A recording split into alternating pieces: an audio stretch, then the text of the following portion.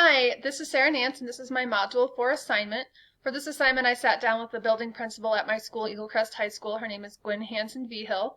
And even though we're in Colorado and we use a very different process for accreditation, I learned, I was still able to put these rubrics in front of Gwen and myself and kind of go through some of the standards that Kansas has prioritized.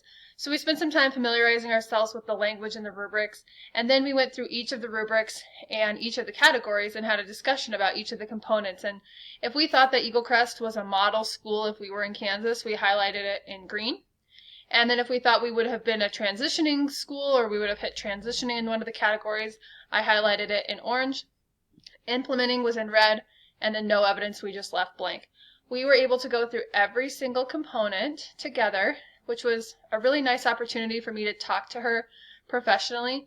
She was able to share some things with me about our school and our district that I didn't know, and that was a really strong and powerful learning experience. She's excited that I'm doing this program. She didn't know beforehand, and so it allowed us to have a conversation of a kind that we've never had before. So I was really encouraged by that. So we went through all 5 of them, relevance, responsibility, all of them, so that you can see that we took our time with this, even though it is, like I said, a little different. And then I went to the framework. Here. And I was able to kind of decide, we were able to decide if for each of the categories where we would fall. And that came down to where do we have more greens, did we have more oranges, reds, or no evidence. And so if Eagle Crest was under these standards, we chose transitioning for relationships, for staff, students, families, and community. Our students is the piece of that kind of held us back a little bit. There were some components that talked about students setting their own goals and being held accountable for those, and we're definitely more of an implementation or transitioning in those. Those were marked in red. However, our community connections are really strong. We have 2,700 students who attend our school from varying socioeconomic backgrounds, so it's been important to Gwen and to all staff to empower our community and our families, get them involved. We just did a major overhaul of our district start times, and that came at the hand of administering 50,000 surveys to students and families and community members several different times to see what would be the best. And so we tried to get community involved from that standpoint as just one example. So transitioning for that one. However, and with relevance, we consider that one to be implementing, not because of curriculum or instruction, but mostly because of technology. Gwen admitted this, and I corroborated this, that it really comes down to the technology aspect. We're not a one-to-one school. We're not a one-to-one district, despite the fact that we have 50,000 families in our district. We don't have the resources for it. We don't have the funding for it.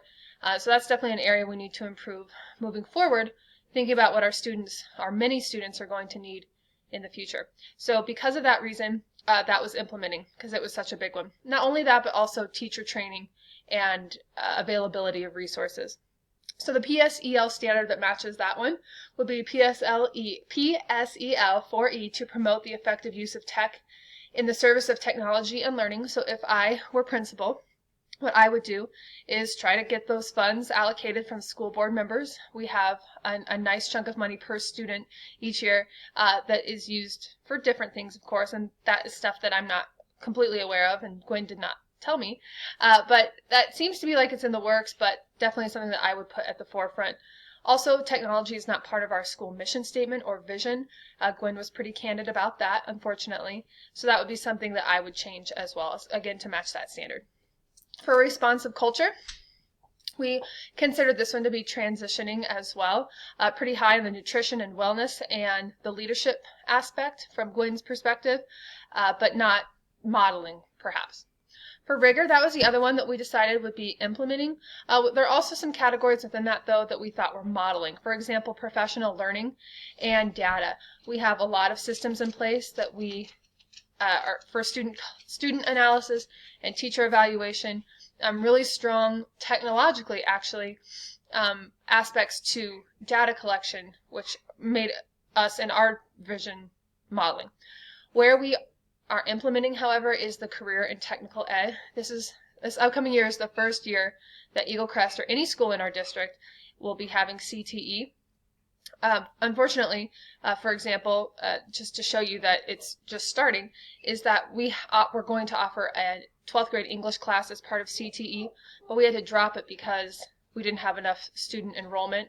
And a lot of that comes with awareness, family communication, and just making it available and ready for all of our students. So that's definitely why we considered rigor part of our implementation plan.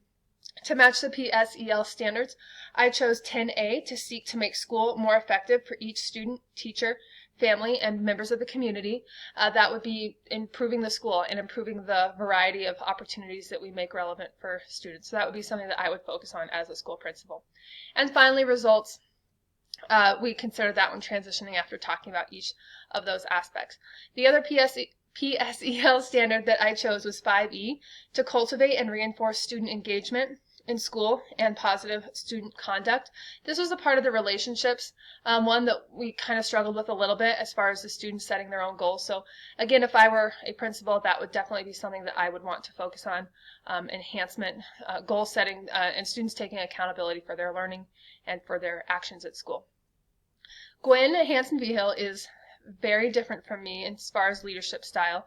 She is autocratic in that she makes all of the big decisions. While we have an admin team of 6 other assistant principals that all have their own decisions to make and policies to govern, she makes all of the big decisions. And I don't see a lot of input coming from the team. I haven't been around it very much, but just knowing her personality, she is running the roost, and everyone in the admin team knows that and seems to be okay with it, or they at least understand that. She doesn't really value relationships. That's just not something that is as important to her. I think she cares about her staff, but I don't think she seeks to find ways to meet them where they are, understand where they're coming from, as more maybe like a servant leader would do, to try to help individuals or groups who need her specifically, or any of those aspects. She doesn't really seek out those opportunities. So I definitely think that she's a little distant from the staff. She's not very transparent, not very visible, although I've heard that she's trying to work on that. I haven't really seen her put that much into practice. To be honest, though, we have great test scores. We're a high-performing school. She does get things done. She's well respected by the community and the students, maybe a little feared. Not, again, the most friendly person in the world, but it's just not something that's as important to her as it might be to some of us or myself or other people. Thanks for allowing me the opportunity to look at some Kansas standards here in Colorado.